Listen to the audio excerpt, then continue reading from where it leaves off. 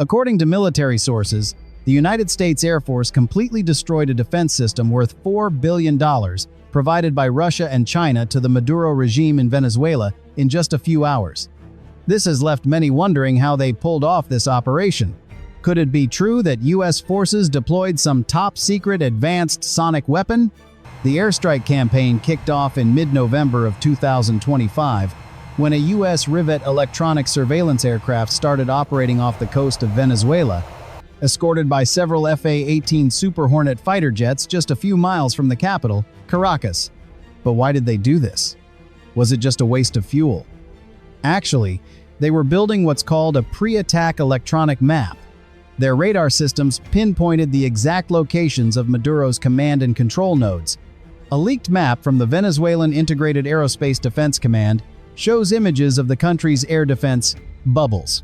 It's a layered system with overlapping air defense nodes designed to create redundancy and minimize single points of failure.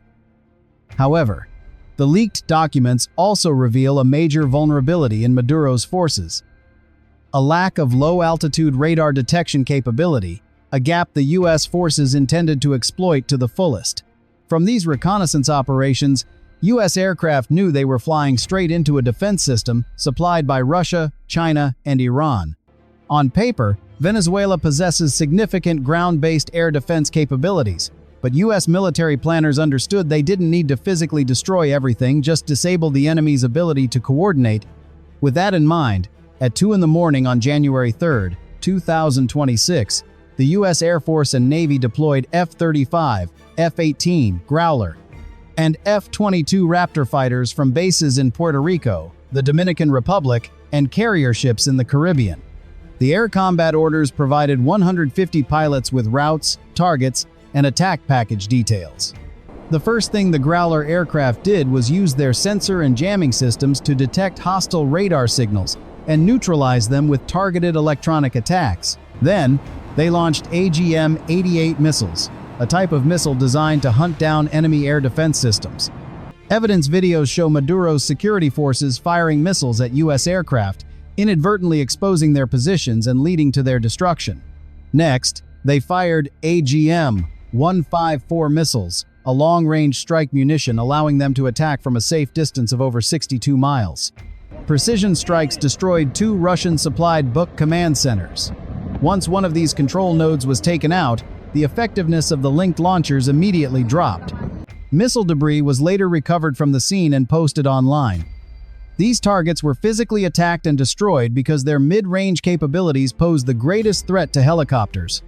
Post-operation reports show many launchers were destroyed while still in storage, not even having left the warehouses. From there, the sensors on the F-35 seconds created what's called a panoramic view of the battlefield map, shared with the entire strike formation. This was especially critical because they were now up against Russia's S-300 system, the most expensive and sophisticated missile defense system Venezuela possesses.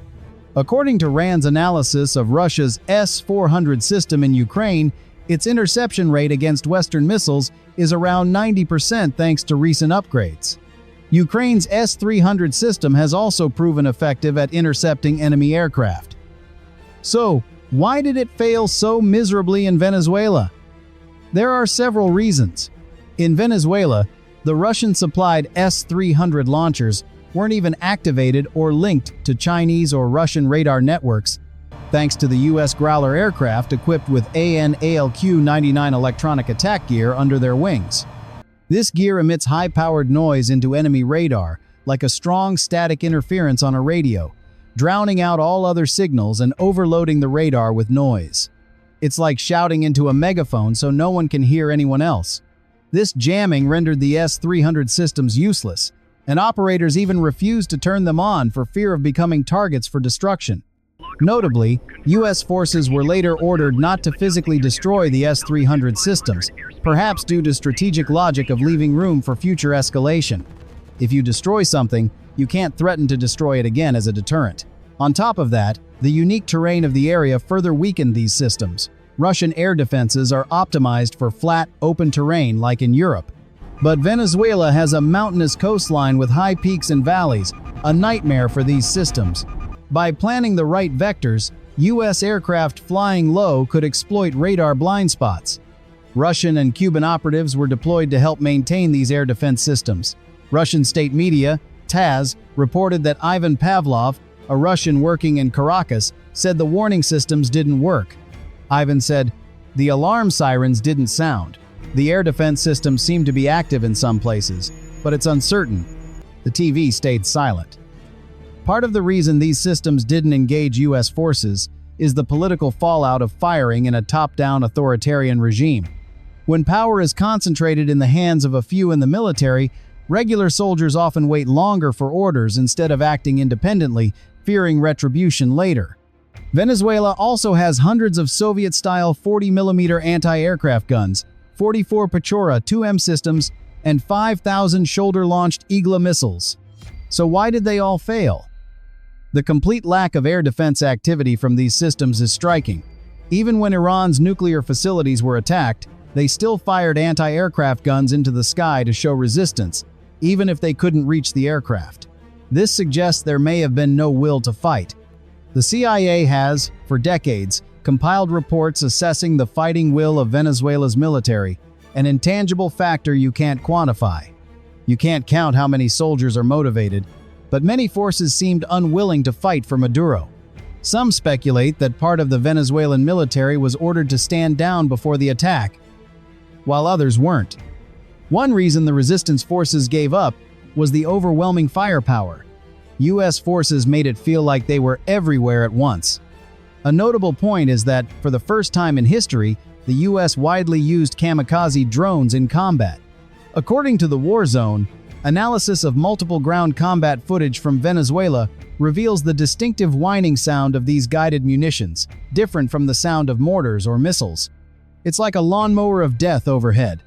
These kamikaze drones, based on Iranian technology originally derived from U.S. drone tech, cost only about $40,000 each, far cheaper than million-dollar missiles. They were used to locate new positions of mobile launchers on the roads by provoking enemy air defenses to reveal themselves through firing or turning on radar. The emitted signals were then picked up by U.S. aircraft. Footage of destroyed Chinese radar systems was posted, showing a sort of self-assessed battle damage report. This was the first successful multi-domain air campaign with layered effects from drones to cyber attacks shutting down power. No one on the internet outside Venezuela even knew this operation was happening. In a modern world where information about events, protests, and wars spreads instantly on social media, this is truly shocking. Ground combat footage reveals that Maduro's security forces tried to resist by firing shoulder-launched Igla missiles at U.S. aircraft, but failed after multiple attempts. A lesser-noticed point is that the Venezuelan military largely lacks night vision goggles. When city lights were shut off, they couldn't see targets to shoot at.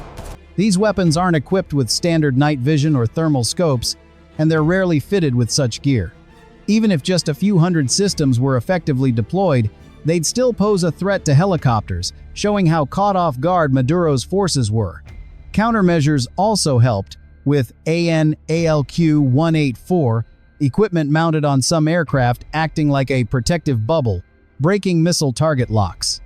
At this point in the air campaign, B-1 bombers launched 24 long-range JASSM cruise missiles from beyond engagement range, over 217 miles away. These precision strikes hit air bases and command centers. U.S. fighters used next-gen jamming gear, the ANLQ-249, capable of jamming multiple targets at once and instantly switching frequencies. More importantly, it whispers fake signals into enemy radar, tricking S-300 and other systems into seeing non-existent ghost enemies. So when Maduro's forces looked at their radar, they saw fake positions and speeds of aircraft. So what happened to Venezuela's Russian-supplied interceptor aircraft? US F-22 air superiority fighters had the specific task of lurking and waiting for any enemy aircraft to take off.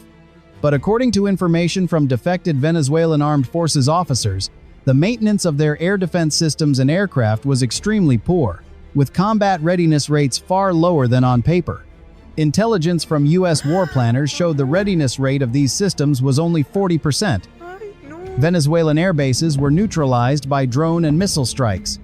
As a result, Russian-supplied Su-30 fighters weren't even scrambled and remained grounded. U.S. forces deliberately avoided targeting exposed fighters to leave room for future strikes if Venezuela's new president doesn't comply. Leaving some assets intact allows for future escalation. What about the sonic weapon? A report shared by White House Press Secretary Karen Leard states that U.S. forces used sonic weapons during the raid on Maduro. A Caucasian witness recounted what happened. Meanwhile, the attacks paved the way for U.S. Army helicopters to fly low and capture Maduro. New reports from an interview with a guard at the attacked compound claim the helicopters used a new advanced sonic weapon that caused all guards there to collapse in pain. Such sonic weapons may indeed exist and have been used against crowds in the past in places like Siberia. The Pentagon even recently spent millions of dollars to acquire such a weapon in a covert operation, according to this report. However, it's unclear if the interview is authentic, and it could just be the effective use of stun grenades by Delta Force, causing similar symptoms to what the Venezuelan guard allegedly described. According to the supposed guard's testimony, when the sonic weapon or less lethal device was used against them, Delta Force operatives took out 32 Cuban intelligence officers and at least 24 Venezuelan guards. All were confirmed by the Cuban government. Why did they release casualty information so quickly? It might be a way to signal to Russia, Iran, and China that they tried their best to resist but failed. According to the New York Times, while flying to the target, the squadron commander planning the mission and piloting a U.S. Chinook helicopter was hit by 3 bullets in the leg, showing how close this mission came to disaster with a helicopter nearly shot down over Caracas. Clearly, the Chinook barely made it back to base. If a helicopter had crashed and Delta Force soldiers were captured, the mission could have turned out very differently. So what does this tell us about the superiority of U.S. weaponry over Russian systems? Geopolitical analyst Shaneka Perez commented, "The speed at which these systems were neutralized signals a catastrophic failure of Russian export air defense technology against Western fifth-generation air power. Every customer of the S-300 and S-400, including China, India, and Egypt, now faces empirical evidence that Russian systems can't defeat U.S. fifth-gen capabilities in real combat conditions." He described this as a strategic crisis for Moscow. Defense Secretary Pete Hegseth even mocked Moscow's air defense systems, adding fuel to the fire by saying, "Looks like Russian air defenses don't work as well as expected, do they?" Military superiority today isn't just about destroying systems, but also about combining multiple effects within a specific time frame. That's the new doctrine of combined arms warfare. Through this operation, we can see the overwhelming power of the U.S. Air Force against advanced enemy air defense systems, while raising questions about the real effectiveness of Russian weapon systems in actual combat scenarios.